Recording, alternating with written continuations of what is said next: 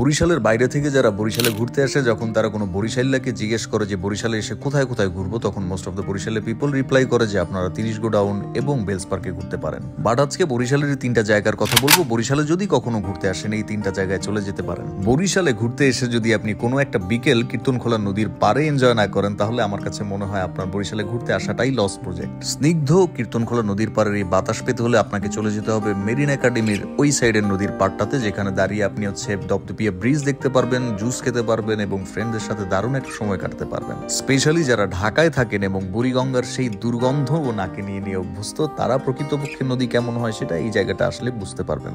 ওকে, চলুন এবার দ্বিতীয় জায়গাটার কথা বলা যাক। এইটা হচ্ছে করাপুর এবং এটা বরিশাল সদর থেকে খুবই কাছাকাছি একটা জায়গা, এবং এখানে আসলে আপনি করাপুরের সেই বিখ্যাত মিয়াবাড়ি মসজিদ দেখতে পারবেন। 19বিংশ শতাব্দীর শেষের দিকে হায়াত মাহমুদ এই মসজিদটি নির্মাণ করেন। বরিশালের চৌমাথা থেকে নবগ্রাম রোড হয়ে এই মসজিদে পৌঁছাতে খুব বেশি হলে আধ ঘন্টা সময় লাগবে। কোনো এক বিকেলে এই মসজিদে এসে নামাজ পড়তে পারেন এবং এখানটা ঘুরে দেখতে পারেন। মসজিদটার ডিজাইনটা কিন্তু বেশ ডিফারেন্ট, এবং হ্যাঁ, এখানে আসলে ডেফিনেটলি আপনি মনের মধ্যে একটা আলাদা শান্তি অনুভব করবেন। তবে হ্যাঁ, এই মসজিদে আসলে অবশ্যই ঘুরে দেখার সময় মসজিদের পবিত্রতা রক্ষা করে ঘুরে দেখবেন।